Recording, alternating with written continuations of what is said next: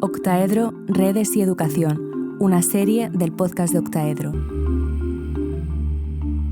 En este episodio de Octaedro, Redes y Educación, continuamos hablando del libro Cómo investigar en redes sociales con jóvenes, etnografía digital, storytelling. En la primera parte conocimos el marco general, explorando las preguntas y los objetivos que han guiado la investigación. Hoy nos enfocamos en cómo ésta se ha llevado a cabo, indagando en los aspectos metodológicos y los desafíos éticos a los que los autores se han enfrentado. Y lo hacemos de la mano de Antonio Silva Esquinas y Jorge Ramiro Pérez. Antonio es doctor en criminología por la UNED.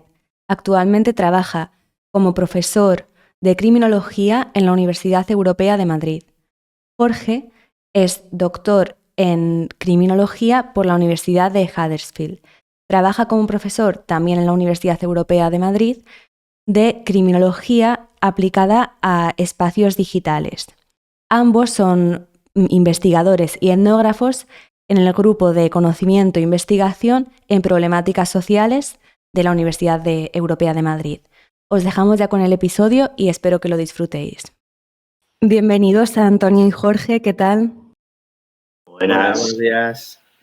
Es un placer teneros aquí en Octaedro, Redes y Educación. Bien, vamos a empezar y quería comenzar con una pregunta, sobre todo para aquellas personas que no estén quizás muy familiarizadas con el término. ¿Podéis explicar qué es la etnografía digital? Mira, pues muy buena pregunta. ¿Cómo te diría, Paula? Pues imagina que quieres entender cómo las personas interactúan entre sí en Internet, ¿no? No solo ver qué hacen, sino, digamos, ver cómo se sienten o ver cómo se relacionan, incluso cómo se expresan, ¿no? Con qué matices. Bueno, pues la etnografía digital, de un modo u otro, es una forma de investigación que estudia precisamente este tipo de comportamiento, ¿no? Solo que en lugar de hacerlo en el escenario físico, pues lo podemos hacer a través de redes sociales, de blogs, de foros, de videojuegos, qué sé yo, ¿no?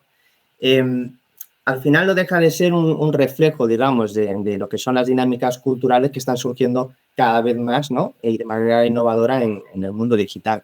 Lo que sí que tal vez se debería aclarar, porque a veces genera confusiones, es que la etnografía digital no se trata de un mero ejercicio de observación, sino que se trata de participar, ¿no?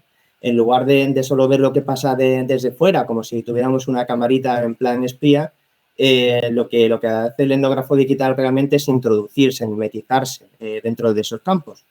Participando en estos foros que comento, observando cómo interactúan los usuarios en una red social y luego haciéndole entrevistas, etcétera, etcétera, ¿no? La clave al final yo creo que está en comprender, ¿no? En comprender que la tecnología cambia la forma en la que nos comunicamos y nos expresamos entre nosotros y es que no es lo mismo realmente, ¿no? Tener una conversación presencialmente, una conversación cara a cara en la que a través de nuestro sensorio nos percibimos, nos olemos, nos sentimos, ¿no? Que a través de una pantalla, de un chat, que está todo mucho más mediado y de repente se convierte bastante complejo entender qué hay realmente detrás de todo esto. Uh-huh. ¿Y cómo la habéis aplicado esta metodología específicamente en una investigación con jóvenes en redes sociales? Bueno, en este caso, y retomando lo que decía Antonio, lo primero, sobre todo, dar las gracias a todas las personas que han participado en nuestro proyecto, sobre todo a los niños y a las niñas y a todas sus familias, padres y madres, que se involucraron y que gracias a ellas y a ellos es, al fin y al cabo, por todo lo que surge todo esto.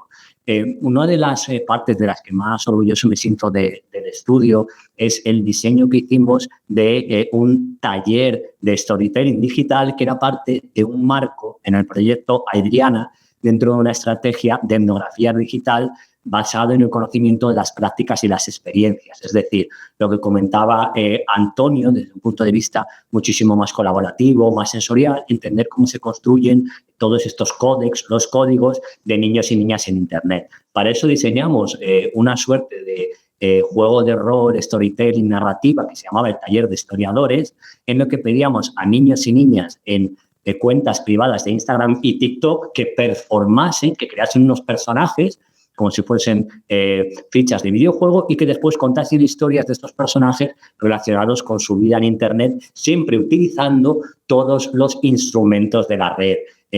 Podían utilizar lo que fuere, los filtros, el vomitar arcoíris, la musiquita, los polls, etcétera. Todo esto, además, como la etnografía es una estrategia muy holística, muy longitudinal, también lo complementamos con talleres en los que hacíamos prácticas de métodos vivaces, es decir, en las que generaba mucha reflexibilidad, porque esto es un poco lo que decía Antonio, crear contenidos de manera conjunta, no ser un mero observador, sino participar de esas inquietudes, necesidades y sobre todo de esa cosmovisión digital que tenían niños y niñas. Y al mismo tiempo también involucramos a las familias para poder medir el impacto del taller. Con todo esto tuvimos información muy rica sobre esta experiencia encarnada de lo que es sentir, ser e integrar la tecnología. Muy interesante esta estrategia que comentáis del juego de rol y que pudierais también involucrar tanto estudiantes jóvenes como sus familias y llevar a cabo también esta implicación, esta participación por vuestra parte. También habéis trabajado con plataformas como TikTok, Instagram, Twitch.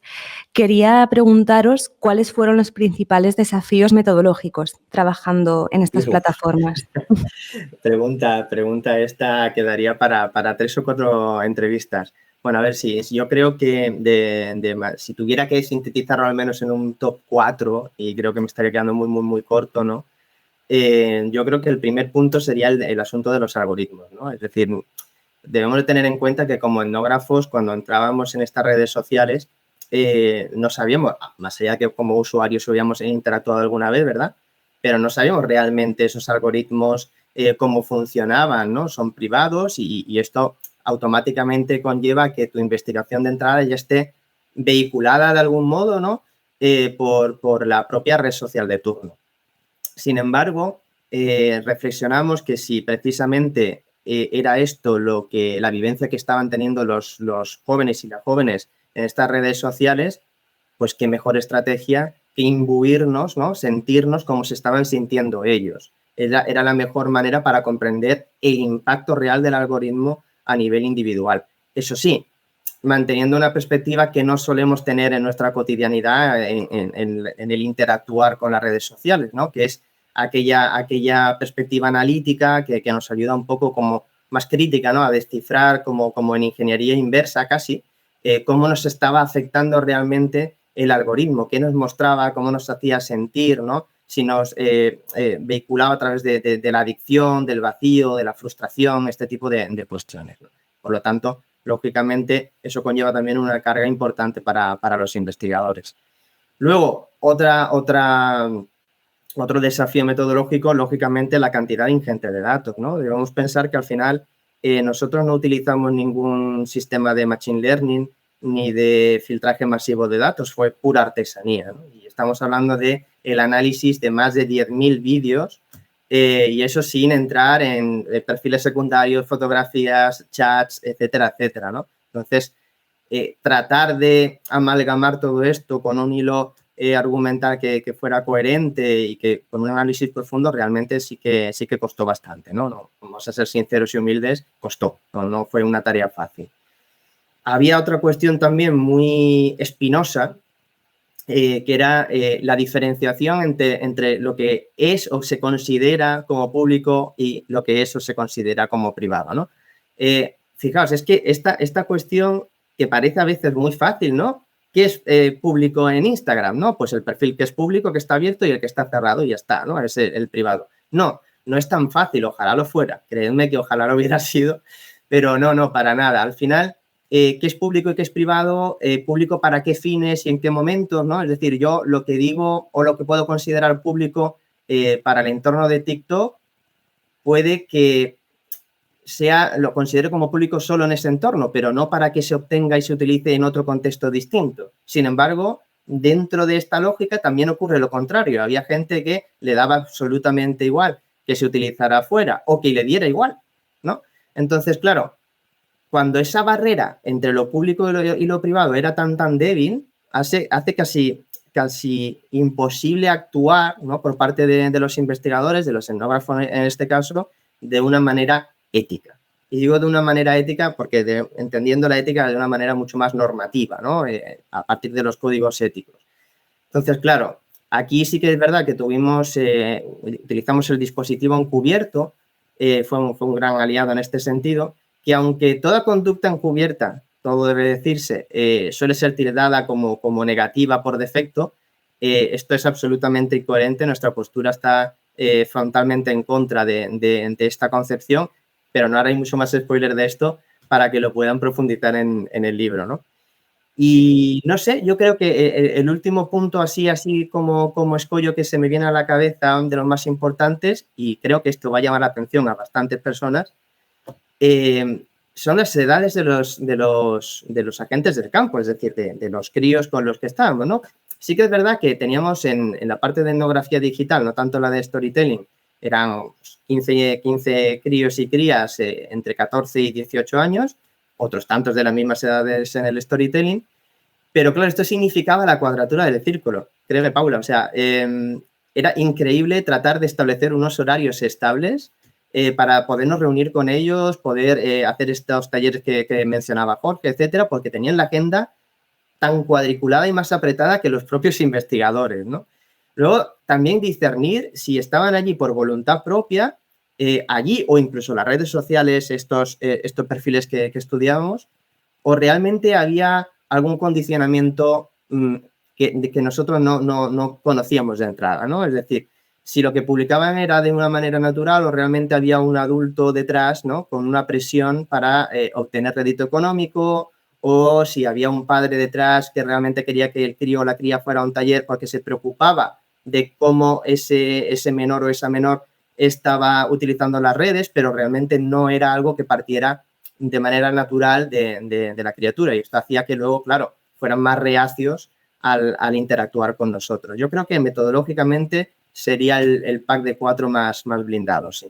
¿Me permitís, perdón, añadir a lo que ha dicho Antonio, sí, tirar y añadir una cosilla? Habiendo participado en todos los talleres de historiadores, a mí una de las cosas que más me llamó la atención es justo lo que ha comentado Antonio, la gestión del tiempo. Porque al principio, y esto es muy importante para las personas que se vayan a dedicar a la investigación, sobre todo con niños y niñas, hay que ser muy creativo. Tus objetivos van a cambiar, es imposible, ¿vale? Entonces hay que ser bastante creativo, porque son toda investigación social.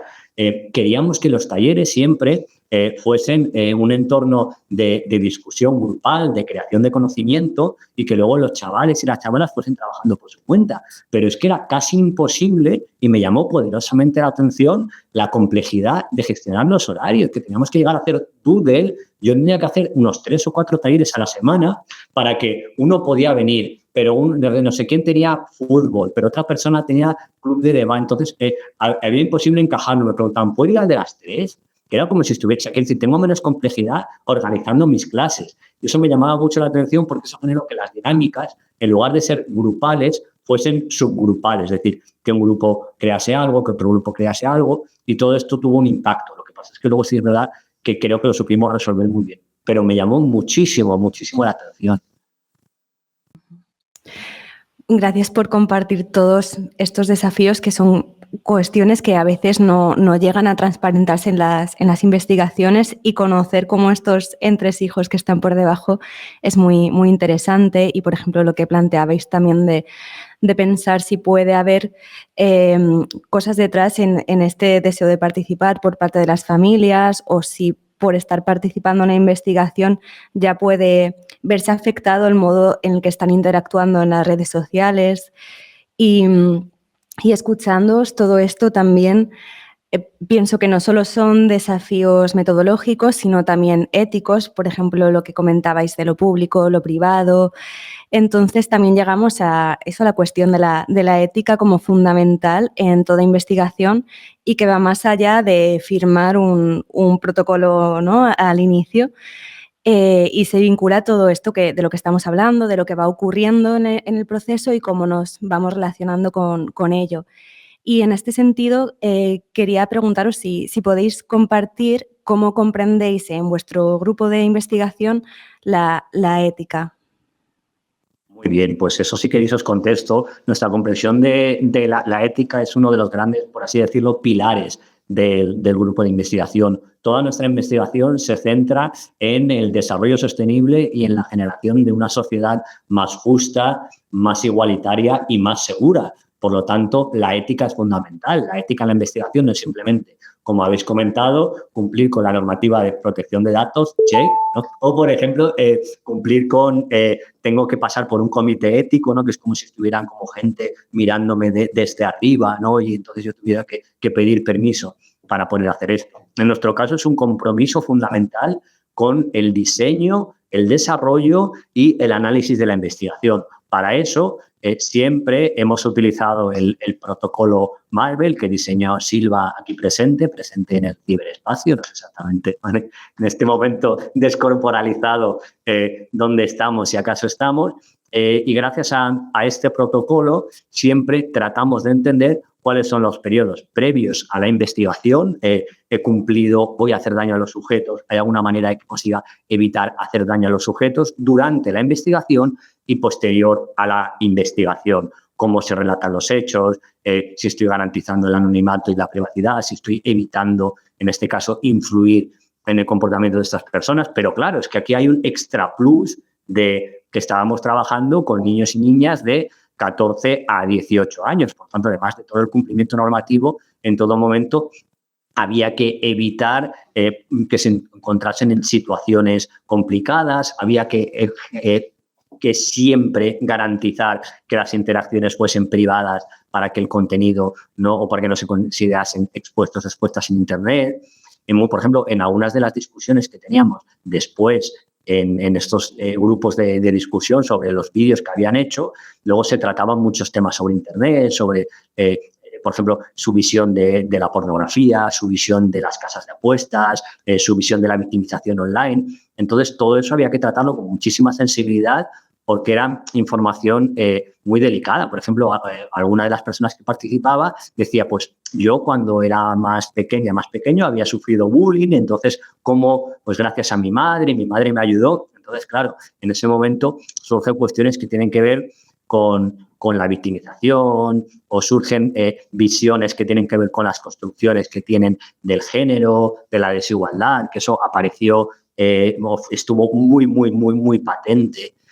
Tienen cuestiones que ver con el tabú y sobre todo una de las claves con la que nos acercamos a los talleres fue con absoluta humildad. Bueno, a lo mejor el mero hecho de decir esto ya es paternalista, pero no es una posición paternalista de a ver, ¿qué hacen hoy los chiquillos? ¡Venga! ¿No? Es en plan como cuando llega el profesor con la gorra para atrás, guateque, fiesta loca, y entonces ya todo esto genera un rechazo absoluto, se cierran en bandas, se rompe el código, porque claro, se genera un abismo de registro. Entonces siempre intentamos que fuese una relación lo más horizontal posible, se habló de todo y sobre todo hay una cosa que en nuestro grupo de investigación, y que creo que esto es fundamentalmente ético, rehuimos el tabú y la moralización. Nadie de nosotros es nadie para decidir si algo está bien, está mal, si esto debe tener esta postura, debe tener esta otra. Por lo tanto, hay que poder hablar de todo, pero siempre con mucho cuidado, con mucha delicadeza. Y sí que todas estas cuestiones surgen, sobre todo en etnografías o cuando se está trabajando con niños y niñas. ¿Qué pasa, como por ejemplo con lo que decía Antonio, con aquellos que pensamos o aquellas que están participando pero sin interés, ¿no? Un poco como que estar ahí es simplemente, pues estoy aquí porque me ha tocado como el castigo de como clase extraescolar, ¿no? Entonces, ¿qué hacer? Si realmente debemos involucrar o debemos dejar porque claro, la participación es voluntaria. En este caso fue una auténtica maravilla trabajar y conocer su realidad, y es verdad que estamos profundamente agradecidos, pero planteó muchos retos y, como he dicho, nuestro compromiso con la ética va muchísimo más allá del cumplimiento normativo, porque si no, no podemos construir sociedades justas en las que prime la igualdad, el consumo responsable. Es muy complicado, sobre todo en el clima actual en el que están erosionando muchísimos de los grandes consensos democráticos y constitucionales sobre los que se ha construido nuestras sociedades. Sí, sí, totalmente. También según, bueno, como en el momento actual van transformándose estos desafíos y retos metodológicos y éticos. Y bueno, me parece muy, muy rica vuestra visión de la ética que pasa a comprender también como esta manera de relacionaros también desde la horizontalidad y desde el no juzgar a los participantes de la investigación, a los niños y las niñas. Y aunque ya habéis con esto ido dando algunas pinceladas, quería preguntaros también por cuáles pueden ser los riesgos éticos, si podéis pensar en algunos a los que os hayáis enfrentado en la investigación justamente al trabajar con jóvenes de estas edades en las redes sociales. Sí, bueno, de hecho ya como bien dices, Paula, Jorge ha ido dando algunas pinceladas, por ejemplo, el asunto incluso bueno, al final no debemos perder la perspectiva, ¿no? Somos criminólogos y lo que estamos analizando son conductas dañinas, ¿no? Y a veces son contenido realmente que es, no quiero decir perjudicial, pero sí al menos sensible, ¿no? Y también como no tenemos esos tabúes, pues al hablar también de cuestiones que nace de ellos, nace de los críos, de política, de espionaje, de fake news, o sea, hay un elenco que nos sorprendió, ¿no? De la cantidad de temáticas que nos podían sacar con una postura bastante coherente, debo de decir, críos y crías o jóvenes y jóvenes de 14, 16, 15, ¿no? Que decía, bueno, no estamos ni siquiera hablando ahora mismo de los de 18 que están ahí ya con un estadio de madurez mucho más allá, ¿no? Pero bueno, yo creo que uno de los desafíos precisamente por todo esto pues tiene que ver con el velar precisamente por el interés de estos jóvenes, ¿no? Fijaos que una cuestión que me viene ahora a la mente es el asunto de los consentimientos. Siempre se nos pide un consentimiento, ¿no? Antes de iniciar una investigación por parte del comité ético, pero fíjate qué problemática tan subyacente detrás de todo esto. Nosotros no somos futurólogos, somos científicos, ¿no? Entonces, no sabemos qué nos vamos a encontrar en el campo hasta que no llegamos. Hacer un ejercicio tan a priorístico como un formulario que cubra absolutamente todo, entendiendo que todos somos iguales, que todos opinamos igual, que todos concebimos y sentimos igual, etcétera, etcétera, dispone de un problema importante. Pero fíjate que te lo voy a poner aquí, te lo voy a relativizar al máximo, ¿no? Si estamos hablando de gente que tiene entre 14 y 18 años, resulta que yo al de 14 le tendré que explicar las cosas de una manera para que las entienda, y al de 18, si le hablo de la misma manera, ¿qué es lo que va a ocurrir? Que se va a sentir infantilizado. Si cojo el discurso desde 18 y se lo paso al de 14, no va a entender nada. Entonces, claro, la propia ética normativa nos estaba llevando al fracaso en este sentido, ¿no? No estaba consiguiendo lo que pretendía conseguir. En este sentido, ¿qué hicimos? Bueno, pues hicimos un consentimiento más genérico, que fue el que fue aprobado por el comité, y luego seguimos una práctica que también es aceptada, que es el consentimiento verbal, en el que íbamos adaptando esto nivel de registro, ¿no? a cada edad. Pero claro, esto se podía hacer en el storytelling, pero en la etnografía digital, donde tendríamos que tener todo el consentimiento dentro de un cajón, de un box, que daban un link y fueran a verlo, teníamos varios hándicaps. El primero era que entendieran el texto, ¿no? Y el segundo era que alguien que está visualizando contenido, swipe, de repente se dé cuenta de que ahí hay un link y de que, no, claro, es un poco contraproducente, ¿no? Inclusive, fijaos, teníamos opciones como vamos a utilizar Telegram en lugar de WhatsApp para comunicarnos para los talleres porque es más seguro, ¿no? Y esto resultó totalmente contraproducente porque los chicos y las chicas no estaban tan acostumbrados a utilizar Telegram, entonces se sentían incómodos y lo que hacían era abandonar, no hablaban por ahí. O sea, que al final tratar de velar por el interés de los jóvenes todo el rato era un desgaste constante porque no es que nosotros no quisiéramos, sino que las normas que nos venían impuestas eran contraproducentes, ¿no?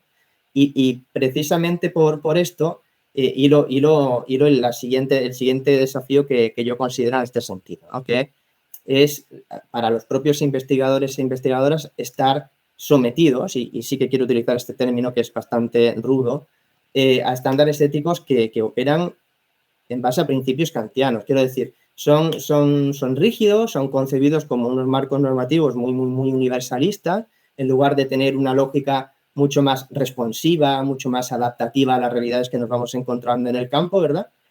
Y que además son realidades que en nuestra área de conocimiento rara vez pueden ser controladas y mucho menos pueden ser, digamos, previsibles, ¿no? Porque somos incoherentes por naturaleza. No estamos en un laboratorio, no somos médicos, somos científicos sociales, ¿no?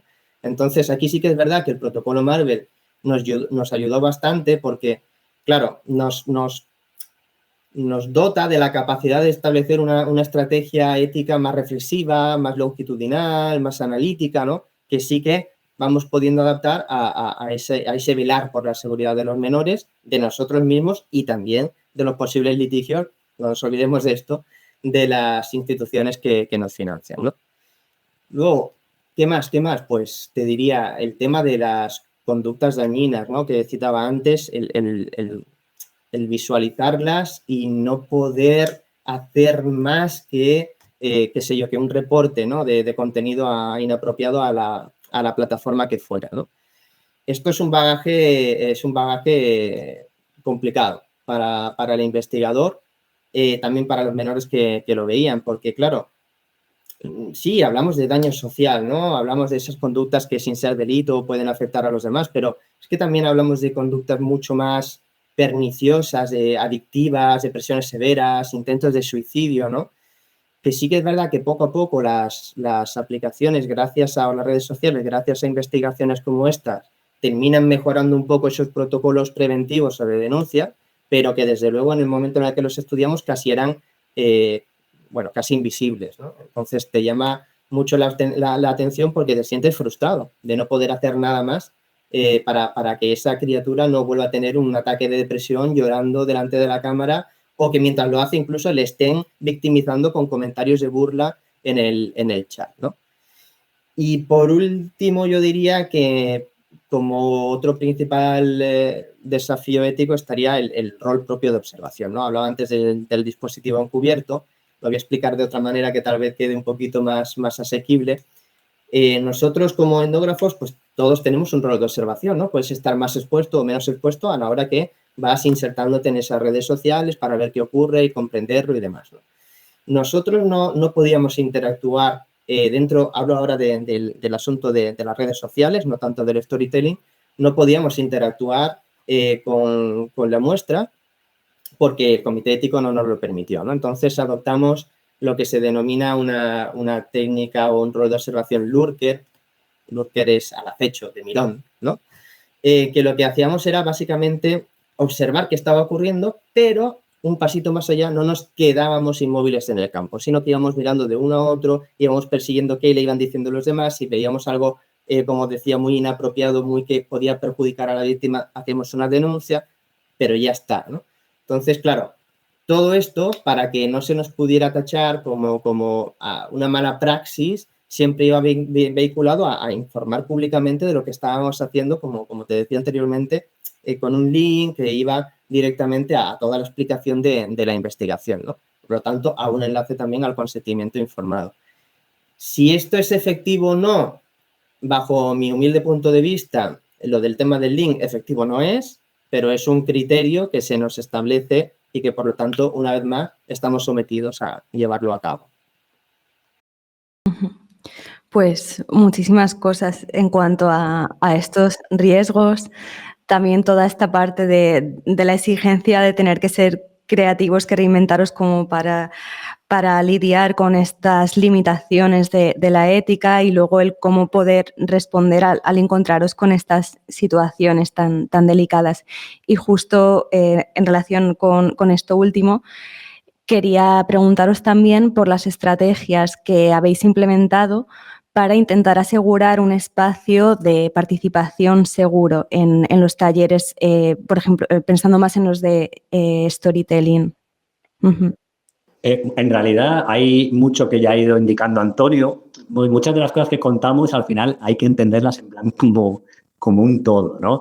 Y efectivamente, la primera de ellas, una de las decisiones que se tomó fue utilizar Telegram para la organización y las comunicaciones, porque habíamos identificado que era una plataforma más segura. Claro, ¿qué pasa? Que luego, entonces, esto servía para decir, chicas, chicos, hoy hay taller a tal hora, ¿quién puede venir? Haremos otro taller, o incluso para hacer el seguimiento. ¿Habéis visto los vídeos? ¿Qué os parecen? Ha dicho Débora, ¿vale? Persona en este caso totalmente anonimizada, que le gustaría hacer un vídeo en el que el personaje Newton 20 es entrevistado. Venga, ¿quién se anima? Entonces, la idea era crear una comunidad. Eso es lo que estábamos trabajando, crear una comunidad. Pero muchas veces nos enfrentábamos al cri, cri, cri, cri, ¿no? En plan, sobre todo cuando llegó la Semana Santa, eso fue una cosa increíble, y ahí obviamente desapareció todo el mundo y fue muchísimo más complicado. Pero claro, luego nos lo dijeron hablando, mira, es que nos hemos dado cuenta que esta plataforma nos la hemos tenido que descargar porque no la usamos, no la entendemos.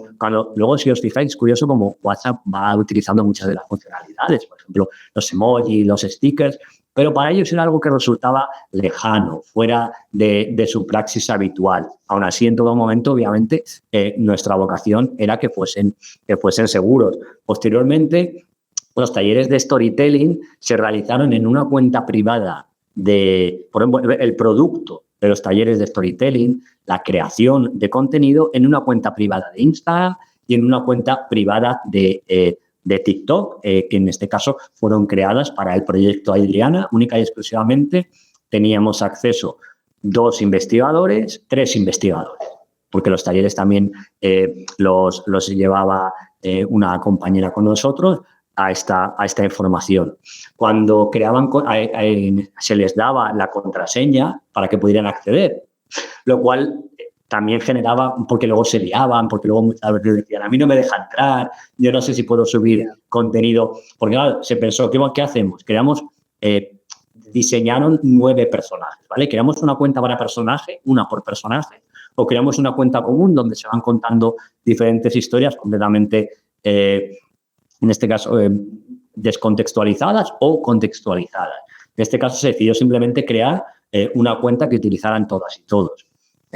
Siempre privadas, nunca se indicó cuál es la cuenta, de hecho, jamás aparece referenciada en el estudio, y todo el contenido está guardado y almacenado.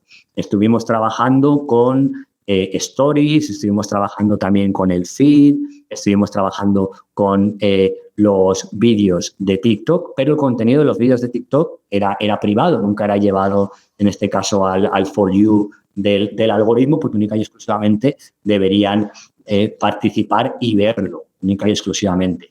Claro, esta vocación de privacidad, en muchos casos, por ejemplo, generaba que a veces o no veían algún vídeo porque se les olvidaba mirar la cuenta, o a lo mejor, por ejemplo, no sabían subir un vídeo y tenía que pedir ayuda a uno de, oye, dime cómo puedo entrar en la cuenta. No, eran pequeñas cosillas que había que tener en consideración. Y luego un poco lo que he comentado antes. Después de estos talleres de historiadores, había un momento de métodos vivaces en los que se reflexionaba el contenido, se creaba el contenido junto con ellas. Bueno, ¿qué te parece este vídeo? ¿Qué vais a hacer? ¿Qué os ha divertido? Venga, vamos a pensar. ¿Os parece que esta chica, por ejemplo, el personaje de Adriana, refleja vuestra vida común? Pues yo creo que sí. Pues a mí me recuerda mucho a la gente pija que no sé qué, jaja, qué chorrada, tal, ¿no? Entonces, en ese caso, la clave fue crear un entorno seguro, pero un entorno seguro emocional, donde pudieran hablar de cualquier cosa. Porque una de las cuestiones que ocurrió es que, como les costaba mucho seguir el ritmo de trabajo que les habíamos marcado con una subida de 2 stories, 2 vídeos, 2 TikToks, etcétera, y entonces a veces pues, había unas cosas que se olvidaban o que no lo veían, digamos, como que estábamos marcando demasiados deberes, tuvimos que convertir estos talleres en grupos de discusión informales, donde primero se hablaba de los vídeos y todo esto llevaba a una miriada de discusiones. Por ejemplo, Si alguien subía un vídeo sobre una chica que decía, uno de los personajes, me voy a comprar bolsos, super fashion, no sé qué, super baratos, entonces empezamos a discutir sobre cuál es su visión del género, cuál es su visión de lo exclusivo, de lo pijo, de la perfección. De repente ellos empezaban a hablar de... y eso fue algo que nos hizo sentir muy orgullosos del trabajo, porque se sentían con mucha libertad para hablar de las presiones a las que se enfrentaban. Pues mira, yo creo que las chicas nos dicen que tenemos que ser, pues los chicos nos dicen que tenemos que ser guapos, no sé qué. Y esto, por ejemplo, ocurría cuando hablaban de temas como todo esto de manera totalmente espontánea, las criptomonedas, el espionaje por internet, toda esta idea aspiracional de trabajar como influencer, ¿no? Que hay como una suerte de vocación al mismo tiempo que crítica, ¿no? Lo mismo que ocurre con todo lo pijo, lo glamuroso y lo sofisticado. Entonces, todo eso se consiguió, y esa información que es riquísima, detallada en el diario de campo, se consiguió gracias a la creación de un entorno emocional seguro y, sobre todo, en el que no existía lo que había comentado antes, ni el juicio ni el paternalismo. En el momento en el que conseguimos que se entendiesen tratados y tratadas de iguales, no que eran unos sujetos experimentales, de estamos con un microscopio, les hemos descontextualizado de su realidad, están atrapados en ámbar digital y son una muestra, sino que eran nuestros colaboradores, nuestros compañeros de trabajo. En ese momento la información fluyó de una manera riquísima y totalmente natural. Y también en este caso, por ejemplo, hay que enaltecer la labor de algunos compañeros y compañeras a la hora de tratar con los niños, su cercanía, su amabilidad. Esto requiere muchísimo trabajo y, sobre todo, lo más importante, y eso lo he dicho antes y lo dice muchísimo también Antonio, no hay que ponerse disfraces. No podemos disfrazarnos para investigar. ¡Chupi guay! ¡Qué cringe! ¿Vale? Porque eso sí que es cringe, ¿vale? No se puede, porque entonces nos convertimos en OK boomer. ¿Vale? Una cosa que intentamos en todo momento es no ser unos boomers rancios, dentro de que obviamente no podemos desposeernos de nuestra experiencia personal, de nuestra edad o de nuestra construcción de nosotros mismos. Pero sí que hubo... Perdona que te interrumpa, pero viene genial esta reflexión, porque yo creo que si algo precisamente fue efectivo para que ellos se abrieran, fue esta naturalidad, ¿no? Hasta el punto de que ellos llegaron a comentarnos algo que en un momento nos agitó un poco la cartografía mental a nosotros, ¿no? De repente nos decían cómo se sentían infantilizados, tal vez incluso en clase, porque no se sentían comprendidos por sus padres, que no entendían qué hacían ellos realmente en redes sociales. El profesor tampoco sabía explicarles, y la gente que venía, entendemos por cuerpos policiales en este caso, en la mayor de las ocasiones, a explicarles qué podían o qué no podían hacer en redes sociales con seguridad, todo era no. Entonces se sentían absolutamente indefensos, porque tenían inquietudes de saber cómo podían hacer las cosas para estar más seguros, para tal, pero no tenían un perfil como el que estaban teniendo ahora con nosotros para poderlo comentar abiertamente, con tranquilidad, sin sentirse juzgados, sin sentirse obligados, etcétera, etcétera. Y la clave está ahí, en la simetría, en la naturalidad, sin más. Sí, es una reflexión muy, muy interesante para justo concluir también el episodio aquí, de cómo al relacionaros con esta naturalidad, desde lo que sois, habéis podido construir estas condiciones para que puedan compartir, colaborar. Y me quedo con ganas de saber más sobre esto que comentabais también, de lo que permitía hablar sobre, a partir de las sesiones, ¿no? Pues percepciones sobre el género, estatus socioeconómico, aspiraciones de futuro. Entonces, me quedo con muchas más preguntas que abordaremos en el siguiente episodio. Hay que ver el próximo episodio, está todo el mundo en cliffhanger ya, ¿eh? Sí. Esto es peor que el final de la primera temporada de Twin Peaks, todo el mundo ya. Pues muchísimas gracias, ha sido un placer. Igualmente, muchísimas gracias.